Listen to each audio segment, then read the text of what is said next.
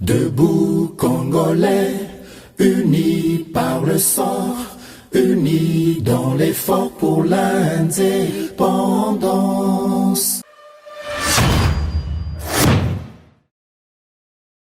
Ensemble, défendons la patrie et gagnons cette guerre insensée du M23, appuyée par l'armée rwandaise.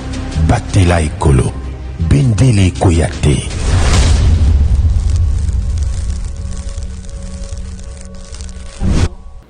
Boza, le bienvenu na GCAM Télévision, fidèles abonnés, chers téléspectateurs, na Pesibino, Matondo Mingi Pona Boponi, chaîne Oyo, GCAM Télévision à travers émission Nabino préférée Debout Congolais.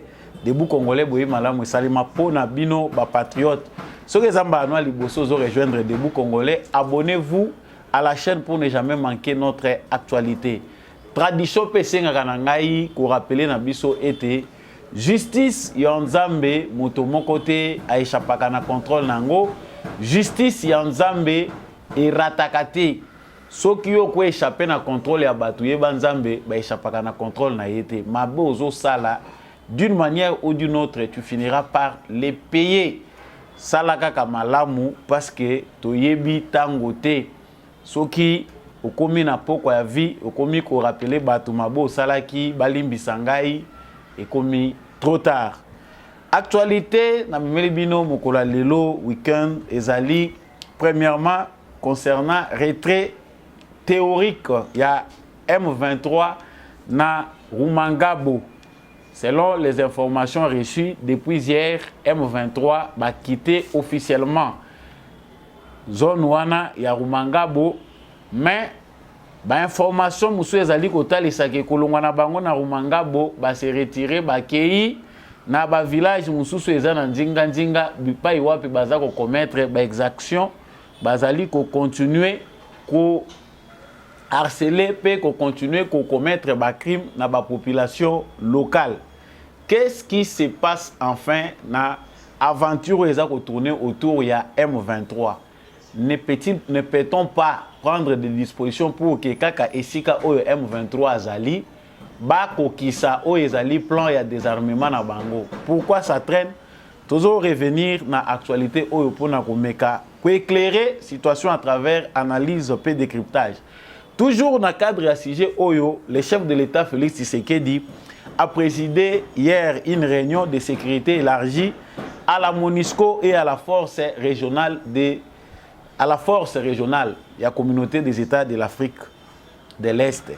Donc, à Sangisaki, responsable de la MONUSCO, na responsable de la force régionale, autour il y a des questions, bazalaki ko réfléchir sur l'action à mener à l'est de la RDC afin de concrétiser les résolutions du mini-sommet de Luanda du 23 novembre 2022 visant les cessez-le-feu, les retraits, les désarmements et les cantonnements des M23.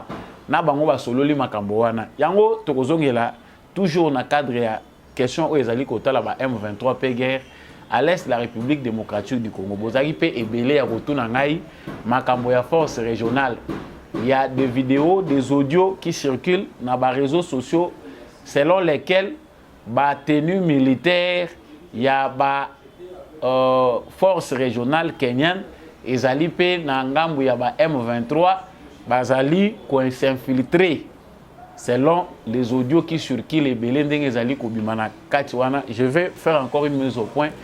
Toujours dans Katia actualité Oyo. Voilà, journaliste camerounais Alain Foka. Concernant relation na Rwanda et pourquoi ba relation wana et Katani ba propos na ye ememi polémique ba propos na ye ememi débat na batu oyo bazaka na nature ya ko dénaturer ba propos ya batu pona ko situer ngo hors contexte nango.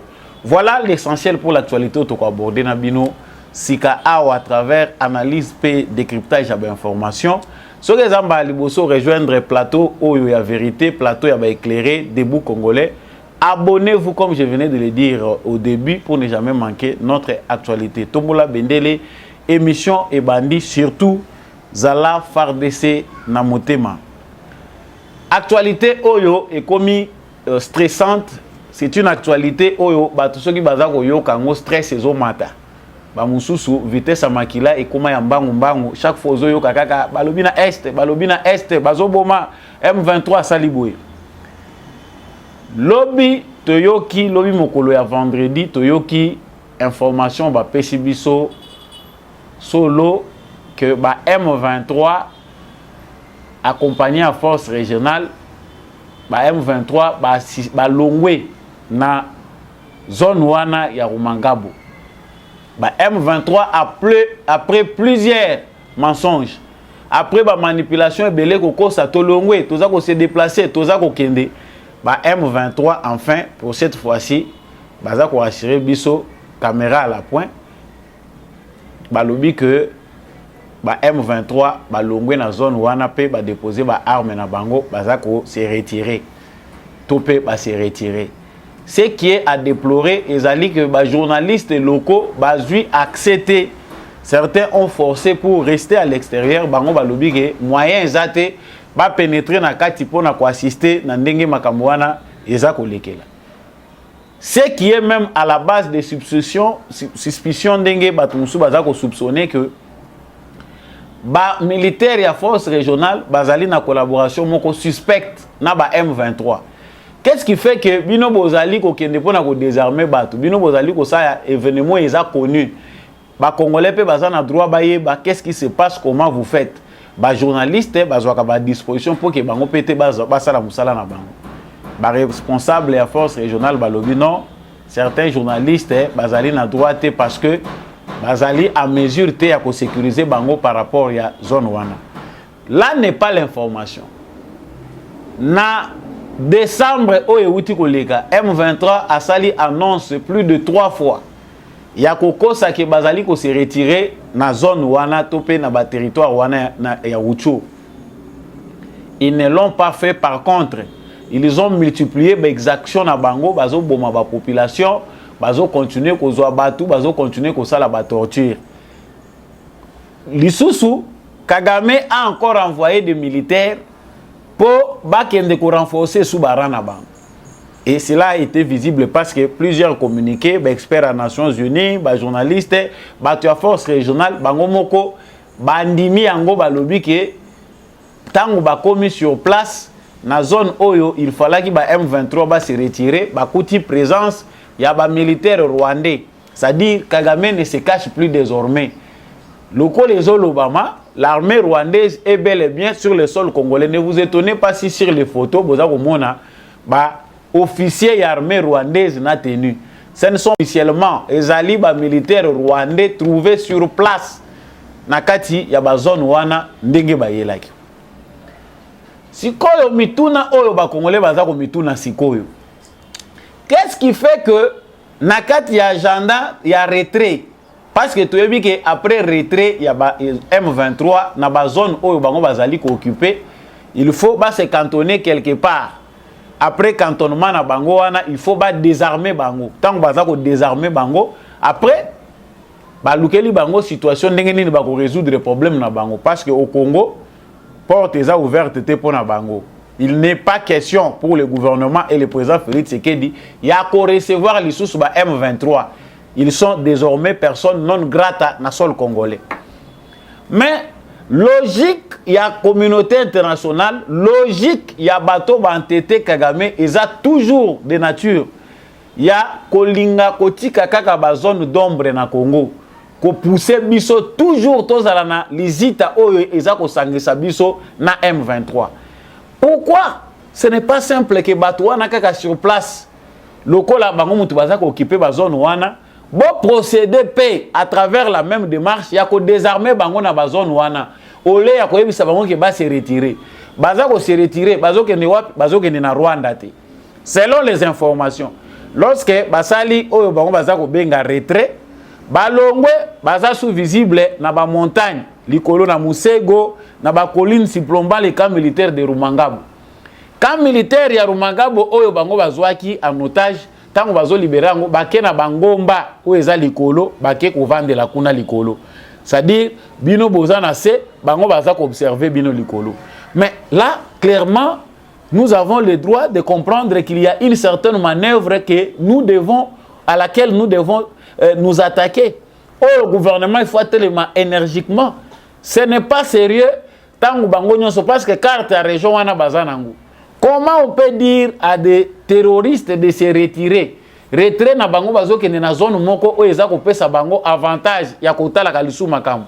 Entre-temps, ils sont en train de chercher à contourner les positions pour et comme à lokola jeu à ping-pong. Ça dit ba bengani bino awa bo changer position boye kotoyo, bo bengi bino awa boye bozongi kotoyo. Certainement, les manœuvres de Paul Kagame sont connues. J'ai fait toujours une nuance dans la salle d'analyse à Kolobake.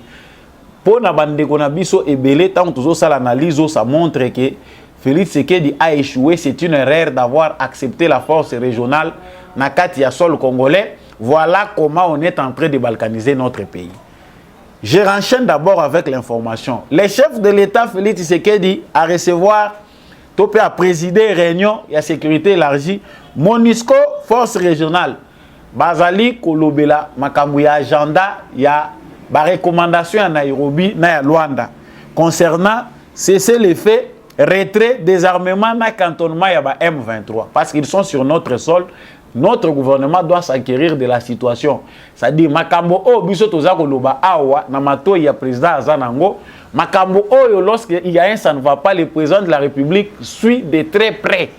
Nini ezali koleka sur au terrain et quelles sont les solutions que nous devons envisager. Tosi tolobango awa ezali sous sécurité. Le peuple congolais n'est pas d'accord avec la présence de la force régionale. Les peuples congolais en a marre avec la mission des Nations Unies au Congo. C'est du connu et ça c'est sécrété. Nous pensons que tout ce qui est au émission Oyo, c'est que fait la communauté internationale. Recommandation Oyo est allé accepter dans le gouvernement congolais. Il y a coupé sa biso force où est allé composer dans les éléments africains pour traquer les rebelles et allé sur proposition du Conseil de sécurité des Nations Unies. Pour na bateau bazomona angle ya makambo loko la voie moko par laquelle le Congo sera balkanisé, je vous prie de bien lire, comprendre à travers votre analyse que ce n'est pas ça. Aujourd'hui, il est impossible de balkaniser le Congo parce que les Nations Unies oyo biso toza ko senga ba bima na sol na biso parce qu'ils ont échoué, parce qu'ils ont été complices de tous ces massacres. Balingite situation oyo ya est ya Congo est résolue par les Congolais eux-mêmes. C'est un échec monumental où les sous Nations Unies crédité à mboka moko. Même dans un petit territoire, ils ont mboka moko te bakondima sous les Nations Unies, ils ont une organisation où il faut que ça la confiance. Yango wana na nature na bango ko la makambu. Baza obligé ya ko participer comme bateau yo bazali ko sa solution na guerre ezoleka l'est la République démocratique du Congo. C'est sur base de ces recommandations pour Makabo Tokolobaka Kak. Le Congo n'est pas un pays qui vit dans la planète Moussous. Si on était dans la planète ya Mars, Kakabiso na Rwanda, c'est probable et possible que tout si ça na Mandoki. Parce que là, il est possible que ndenge ba armement zoya. Ces océans que tout si les citoyens nyonso Rwandais pour biso to zo kimia, je pense qu'on devait le faire. Mais ici, nous sommes sur la planète Terre où il y a 180 pays, je ne sais pas si ça 82 dans Bossani. Tozali na kati ya continent où il y a 50 quelques pays, Tozali dans une région où les voisins sont entourés biso. C'est-à-dire, outre la voie guerrière, la voie noble, où les nations il faut azala na ba structure na ye, il y a défense face à une attaque éventuelle. Il y a l'autre voie pacifique lorsque la situation est allée au Salema. Yango, le président Félix Tshisekedi a mis pesi na poa aw. Makambo président Félix Tshisekedi azo sala eza pasi pona batu mususu. MONUSCO wana basangisi bango na force régionale. C'est pour leur dire que tout ce qui se passe au Congo toyebi yango. Et là, il faut même éviter l'inquiétude muso biso tozanango. Baye ko balkaniser Congo, baza wana, baza ko lata bateni il y a ba rebelle, il y a M23, ndenge bazawana kala mingi te bazoka teteni ya mboka. Vous savez comment on balkanise un pays? Certainement, on ne cesse pas parce que plus bato bazali frustré, plus toza obligé tozongela ka makambo o tolobaka de temps en temps. Les gens ne savent pas ce que signifie la balkanisation. Le Congo a connu des situations graves, bien préparées, bien planifiées pour que réussir la balkanisation. Si cela n'a pas été fait, peut-être les autres ne connaissent pas. Magie et Sali que Congo le lois à la Mobimba. Ce qu'on a dépassé par les événements, Balamoko Monique, Lelo, Tshisekedi devient un ennemi. Tshisekedi a mal agi. Yo sava mutozo mona koma Tshisekedi azali kokumba makambo mabe pour guerre s'amplifier et puis balkaniser mboka. Vous avez toutes les raisons, mais c'est par rapport à votre niveau de compréhension, c'est par rapport aux informations que vous recevez. Dans la situation où le gouvernement de la République est dans une bataille. Le président de la République a sali mabete pona kosenga na Congolais nyon soit à la vigilance, kosenga na ba Congolais nyon so ke bison soto s'impliquer. Bana na bino ya basi na ya mibali bakota na kati ya armée pour to vimbisa rang ya armée na biso. Aujourd'hui, nous sommes devant un fait accompli. Nous ne devons pas confondre manœuvre et entêtement ya Kagame na ba décision sage au président de la République à sali o batu mususu bazali kozwango lelo comme des erreurs.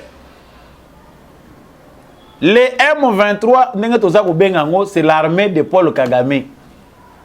Bazan na sol congolais, là où il y a des crises plusieurs décennies, nous avons déjà une base juridique bien soutenue par la communauté internationale et les Nations Unies.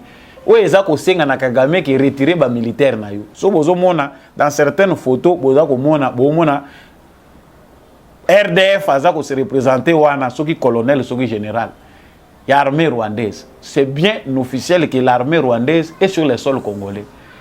Dans l'espace, il y a 2 semaines, Bakolo Kagame, les Américains, payé ultimatum à 2 reprises. Papa, tozako benga o lususu, zoa ba Soudan na yo, zongisa bango pa na yo, retirer ba troupe na yo. C'est bien clair à travers le monde entier. Et ça, les sous-théâtres étaient parce que les Cambouissés commis tellement assommés que nous devons comprendre que nous sommes facile à cerner.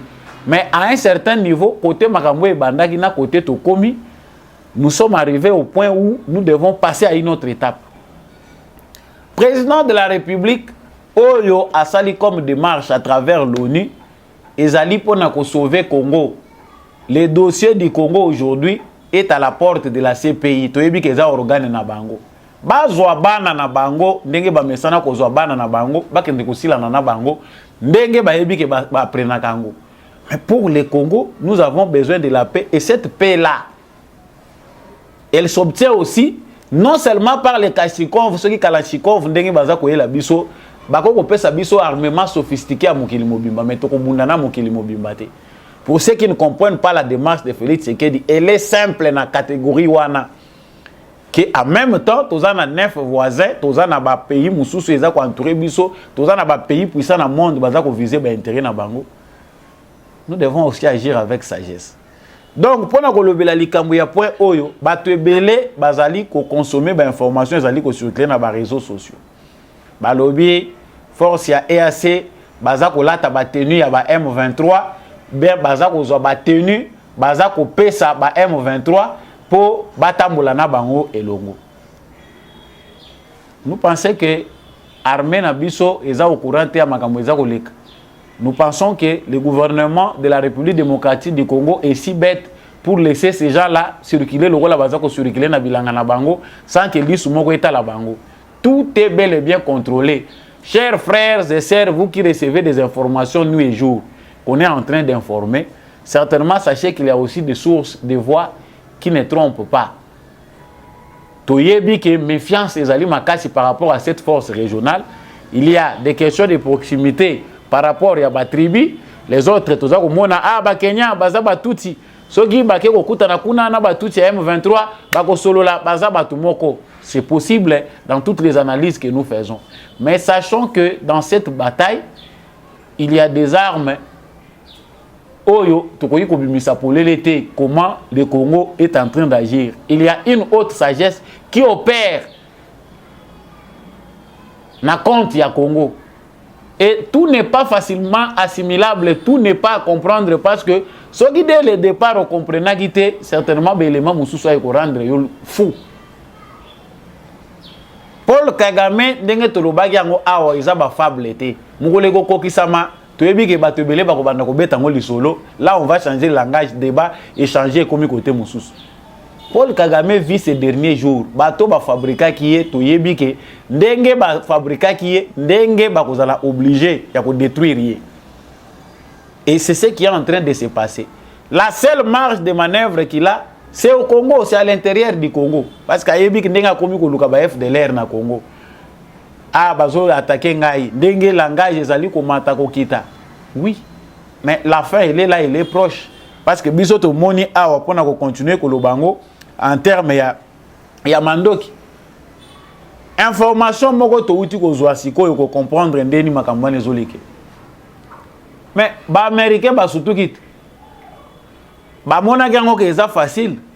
Ba Congolais bazana bango banyama ils ne comprendront pas. Biso to continuer kaka ko agir bongo les démocrates américains se sentent plus riches chaque jour qui passe avec leur politique. Na bana la bango ba touti ba créer. Ba yeba kité que ça deviendra chaud une fois un fils du pays à la tête. Bango ba lobité avec ba verrou to tchelier ligne rouge. Tu sais que dit a ko simbate mais bazoye bate que révolution douce pe ezalaka ezana mutu mususu présence ne ya pamba et révolte kabato. Aujourd'hui, si les Américains n'offrent pas de possibilités pour terminer la guerre qu'ils ont créée eux-mêmes et qu'ils ont soutenue, si l'Occident ne termine pas cette guerre, c'est bien connu que le Congo est capable de trouver des solutions. Biso ba Congolais to kovanda te poto kufakaka à chaque jour et ça se prépare. Combien de pays africains ont basali politique au Tchèque dans une salle? Balancer appel balobi dans un militaire. Spontanément, aux plus de 20 000, 30 000 jeunes, ils vont répondre à un appel. Même si Mindele baza étonné, balobi non. Ça c'est une révolution. Mouto soki to tiki boye, to gérer le sumboka wanate. Yango koto biso tozo zela mindu qui a réussi, mbangu ya Turquie zo yao. Hein? L'avion, il y a des Turcs, les Américains, les alliés, ils ont déjà coupé ça. Avant, il y a des c'est comment? Il y a des Américains via Turquie. Il y a Turquie, c'est l'Amérique. Et comme ils courent sur la deuxième guerre mondiale, il faut que Sony. Ceux qui ne peuvent pas comprendre les signes des temps, soyez même observateurs aux Elangonga. Les choses ne continuer à l'émission et ils ont une haute dimension que ceux qui ont une faiblesse na médiocrité spirituelle ils ont botaou moko ne balobaka na lingala sur le plan spirituel makambo ebele pe moyo monango ezate po eza guerre ya ba grands esprits dimension Tshisekedi amati na bato yo bato retirer biso na mukili mobimba eza dimension moko nzamba kotaka makambo yango. C'est pas facile. Cette politique, cette guerre a bel et bien commencé. Ils ont un instigateur nango, ils ont un bateau yo, basmena ki ango. Yo vandino ka na Congo, oza kozoba information amike mike ndenge toza ko lokota, ozuna ba réseaux sociaux. O mati tina niveau wana. Recette ezo sauver Congo, eza à la portée à mutunyon sauté. Sagesse à comprendre ndenge makambo wana ezo lekela na Congo et puis ndenge guerre wana ko sila eza donné na tout le monde té. Il y a des miracles qui s'opèrent. Ba Américains bavandi batali balobi non Kagame abumina biso misu babiso batutokela ye nous allons perdre le Congo parce que c'est possible c'est que du Félix ça diminue liwa tant bato bazo kantsakeza simple fable tant mutazolo bagena ndimi je sers jusqu'au sacrifice suprême et ça la simple phrase mais ça dit tout c'est comme ça que ba perdaka ba contrôle ya ba pays betete mboko ezana biloko ebele na liro tozokende na mutoyo bazo luka epe na niveau nyonso o ya koboma bazo zwa ete babite il faut que luka ko répondre na demande à bateau si on ne répond pas ces gens ici to perdre bango yango po embargo elongwe calcul est comme compliqué parce que ba feinte ya Félix Tshisekedi azo beta bango awa na façon azo memela bango na politique baza obligé le Congo le pays Congo aujourd'hui était bas fort ya mokili en compétition soki yo États-Unis ozo mona ngo maseki certainement bon biso to lobité toza non aligné oza partenaire na biso privilégié mais réussi par opé sabiso mandoki tala nanu lo biso tozozela avion ya munene oyo eza bloqué nanu kuna nanu toyoki te ke ye minduki yango oyo ya biso tosombaki nanu toikomi awa te mais ya Turquie katisi déjà mbangu ekiti ti na Goma bande on a information tozwaki yango mpe likolo nazongeli yango po comprendre maintenant géopolitique ya mukile lelo. Le Congo est au centre des grands changements qui vont s'opérer dans le monde. Bando kiwana bazako kamba monde ezana ba événement oyo ko faire fléchir bango. Bango bazo kanisa ke au Congo ba mbwande bazo vivre kuna ba nyamande bazakuna. Ils n'ont pas de droits, ils n'ont pas besoin de la vie, ils n'ont pas besoin d'eau. Yo yaka kaka buka zwana yo. Kuna to moni muto akonda azo linga kufa etali bisote. Mais sauf que na discours on nous amène des ONG, on nous amène des discours des promesses fallacieuses ya koya kokosa biso ndenge toza ba partenaire na bango. C'est une porte, un début. Et ça réponse ba pesi déjà na Kagame que c'est fini.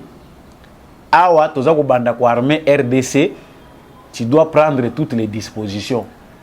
Quand Kagame pense que les champs du théâtre c'est toujours la RDC, bah si ba pesi dernier avertissement na Washington, c'est-à-dire ba usine ou fabrikaka ba aventurier logo la Kagame et si epesi déjà ba lobby batindi déjà batuna bango oyo bakenda ko récupérer bakende ko récupérer déchets na bango oyo eza sous utilité bazo se servir na yo ba yebi ke oza logo la sachet ba moni ko komi salité ba lingi ba boaki.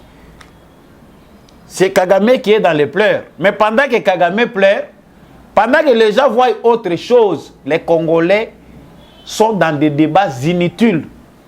À l'intérieur du Congo, c'est l'incompréhension totale. Il y a des gens qui veulent faire voir aux Congolais que Tshisekedi a trahi. Le pays est en train de partir. On veut balkaniser le Congo. Certainement, le danger de la balkanisation date de l'époque où on a eu peut-être tout botamagité. Ba vieux bazali, ba tumususu ba botamagité. Tito comme lelo. Mais bazu fantasme wana balatisi batubele na mitu. Amboka ekei. Ba mauvaise décision à Tshisekedi. Il a été mal entouré. Ba conseiller qui est mabé. Yonde mutu oza manipuler les informations que tu reçois ne sont pas bonnes. Tshisekedi onde bazolunga ba boma parce que il prend de bonnes décisions, ba décision où eza salvatrice pour na Congo. Yango aza cible balingi ba boma. Nde oyo bazolinga balakisa na mito batuke aza ko trahir nation. Toujours dans le même contexte, polémique où eza ko tourner autour ya ba propos ya Fortuna Biselele. De balobaka Bifor Biselele, le conseiller à président de la République, qui convoit plusieurs fois Azako Kende na makambo o etali ndenge président tinda kaye na makambo masolo etali sécurité makambo belé a utiliser kaye. Mais lorsqu'il fait une interview, Azako répétait les mêmes choses qui ont été dites par le président. On voit des gens qui viennent dénaturer. Moi je voulais seulement ezaka moi courte vidéo pour te mettre un peu pour rafraîchir ma mémoire à Bandeko Nabiso. C'est une courte vidéo comment il relate ce qui a été proposé à Kagame et là où on est arrivé aujourd'hui et puis on revient. Le président Félix a proposé à son homologue rwandais une chose simple. Nous sommes un pays riche, vous êtes nos voisins, aucune guerre ne fera déplacer les frontières, nous resterons de voisins à vie. Moi je vous propose de mettre ensemble deux projets où nous allons jouer au win-win, gagnant-gagnant. J'ai des minéraux chez moi qui vous intéressent. Vous avez la possibilité, avec votre carnet d'adresses, de contacter les investisseurs partout à travers le monde et nous allons travailler en synergie pour essayer de développer la zone ensemble. Il lui a proposé, moi personnellement j'ai été à Kigali à plusieurs reprises, envoyé par le président Tshisekedi, porteur de ces messages. Et le président Kagame était tout à fait partant. On a beaucoup avancé jusqu'à ce qu'à un certain moment, il y a eu des intérêts obscurs qui ont fait que voilà, la situation est telle qu'elle est aujourd'hui. Maintenant, voilà, pour ne prendre que ces mots, parce qu'interview on a l'intégralité nango, oyo, Asali et pas Alain Foka, vous pouvez aller suivre et pas Alain Foka, Makambunion Soyoye à Sololinaï, comprendre la logique de ces idées. Mais ici, pour parler du contexte, il y a Makambo Etali Est et la République démocratique du Congo. Les gens pensent que c'est de la trahison. Pas les gens, parce qu'il y a une catégorie de gens qui veulent faire croire aux Congolais que voilà l'erreur qu'avait fait Tshisekedi, c'est de faire confiance à Paul Kagame en lui laissant une marge de manœuvre que nous pouvons collaborer. Mais c'est une voie, une démarche très noble, une démarche légitime. Oyo Kagame monagi ke ezali nde bozoba. Oh lelo et comme et rendre maintenant tâche difficile. Parce que si Tshisekedi commençait par la guerre, balinga baloba aye kaka lelo ayebi makambute asali boete, c'est quelqu'un de belliqueux. Aye mutumo aza mutumo ko aye kaka pona kobunisa bitumbu. Il est allé dans une démarche très simple. Au Congo, plusieurs nations envient les minéraux. Il y a ceux qui peuvent venir acheter, baye kozwango, ko exploiter ango na voie où eza normal. Ceux qui ont na raffinerie côté na yo ou bien ozali na ba usine kuna oyoche, ozali na carnet d'adresse na yo. Ils ont permettre yo que ceux qui ont somba minéraux pa na biso, yo peut que nous kozwa ba bénéfice ndengo lingeli yango. Voilà, la porte est grandement ouverte. Comme à tout autre investisseur, ce qu'on a dit à Kagame, c'est ce qu'on peut dire aussi à Museveni, c'est ce qu'on peut dire au président angolais et tous les autres présidents. C'est ce que le président de la République, Félix Tshisekedi, avait dit à tous les ambassadeurs réunis. A ABC Bango, que coopération est win-win, gagnant-gagnant. Olingi lelo, koya ko collaborer na biso, sache-le bien que non, ozo luka ezali, pesa biso, biso pe tozana bato à gérer, tozana makambo ko sala yo pezwa. Mais comment ça peut blesser parce que balobaki yango na Kagame? Non, le rôle yo awa, oza accusé, ba antécédent, ils ont tout le temps. Ozo yela ka biso ka ba même problème. Na proposé aux voies pacifiques, ya kimia. Au lieu de passer par les rébellions, de passer par des voies où ils ont yangote, voie ya paix yango. Luka ba na carnet d'adresse na yo, zo batouana. La porte est grandement ouverte dans le respect des droits. C'était à la recherche de voies, des solutions pacifiques, des solutions qui peuvent ramener la paix. Le rôle ya monaki yango ezaki le rôle l'acheter. Ndenge certains Congolais bazolinga ko faire croire à d'autres Congolais que Tshisekedi a été lâche de croire en Kagame. Non, ce n'était pas une croyance aveugle. La croyance n'a été, mais c'était un démocrate. Il est allé dans une procédure noble, procédure où est simple. Quand vous procédez wana Kagame, basi bakene mbala na mbala. Parce que le ça la passe à pas bakabiliste, bazolinga ba se blanchir. Ba maté le roi bangonde mutu babomi mboko. Mais ce sont les kabylistes. C'est l'AFDEL qui a fait le lit de l'accomplissement du mythe, des fantasmes de tout empire na bango ou se perdant na Congo, qui ont facilité à tous ces gens de faire les pillages. Et puis ba piller na bango nzela moko. Mais tant que tozo lobaka batu mususu oyo koko yoka tama lobana bango ezana batu mususu baza atana droit à parole te na moment otokomi. On sent de l'agitation côté ba kabiliste. Lokola ba yebi ke ane oyo eza ane batu baza discuter makambo ba élection ba la musi ba machine na bango. C'est de la haute trahison. Allez comprendre qu'un génocidaire.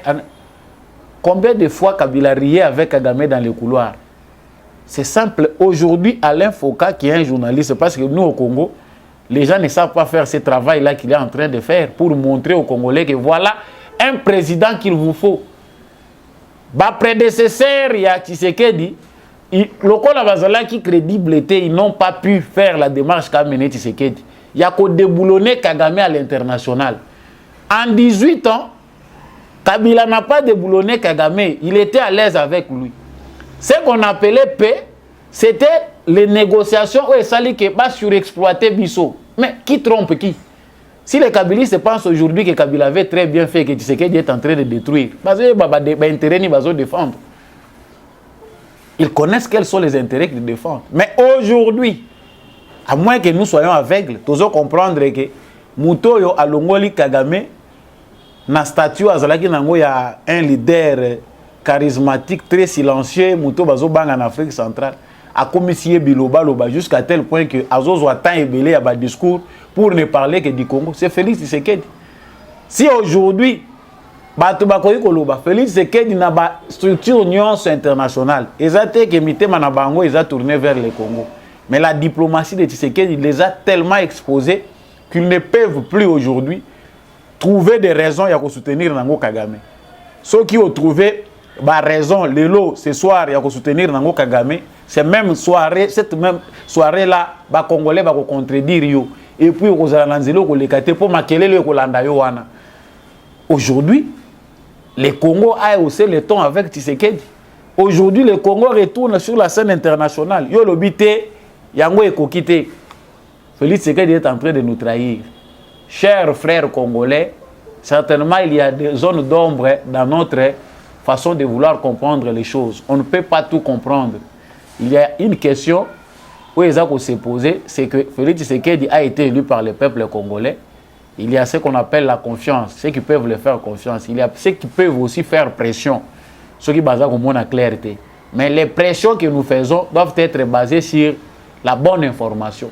Ceux qui pressionnent à ceux qui sont basés sur la manipulation, nous créons un chaos qui n'a pas raison d'avoir lieu au Congo. Il y a des ceux qui choisissent entre les chaos et les élections.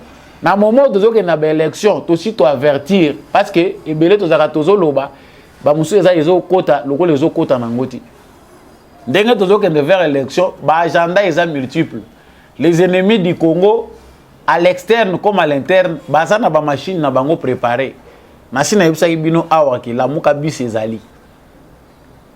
Baza cette fois-ci ba si ba créer yango. Bazana batuna bango ba préparer aussi to lobiango awa que plan insécurité ezali. Les autres sont en train de miser sur l'insécurité.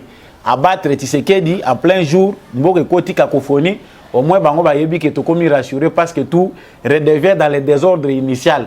Ou bien soit par un coup d'état magique, nous réussissons à faire les sortes. Ezabiloko chaque jour Félix Tshisekedi azana kata ko traverser. Moto andenge wana yo va inanda kuna yo zo modirier injustement que non, il est en train de trahir le pays. Pourquoi? Parce que ba mettre à penser na yo baza batu oyo baza na logique mon côté. Nous aurons tous à comprendre que cette guerre insensée à M23 oyo tozali ko loba M23 c'est un désordre pour le départ de Kagame qui est la cible principale pour mettre fin à l'instabilité à l'est de la République démocratique du Congo. Ceux qui ont détruit le Congo avec comme bouc émissaire Kagame en ont marre. Et nous devons être fermes et mobilisés. Si comme makambo luka be ingrédients yo lokolo luki Tshisekedi te ozui le kambo M23 ou la tisser dans autres okomi ko luka be information ya ko manipuler nango bato. C'est dans la sorcellerie, il n'y a pas un autre terme pour justifier ça. Voilà, chers téléspectateurs, ce que j'avais réservé pour le week-end. Toujours dans les recherches pour vous informer. Na pesibino matondo mingi ndenge bozuitan na bino pona kolanda émission oyo debout congolais. Yanga ya mutuya ezala question qui analyse et c'est peliciote et c'est peliciote. Le mieux c'est d'être congolais, patriote avec une pensée républicaine. Lisanga bomoko nde tokoyeba kolonga. Soki tozana bolingwa Congo pe biso na biso ba congolais nyonso etikali na kanisi ke ekoyeba kokende. Liboso matondo mingi na ndekumbi ya chako azaki na simetando po ete émission ekomela bino. Na remercier mingi apôtre Gérard Kabea pour na opportunité na GCAM télévision. Merci mingi na papa Jean-Louis Timbalanga, merci na maman Lisette Mongendu, merci na monsieur le maire Bernard Mpunga, maman Bill Bilonda, tous ceux qui accompagnent vraiment Samba Olonga dans cette noble tâche de partager l'information. Je vous dis grand merci. Bino Batubozo Landabiso de partout à travers le monde.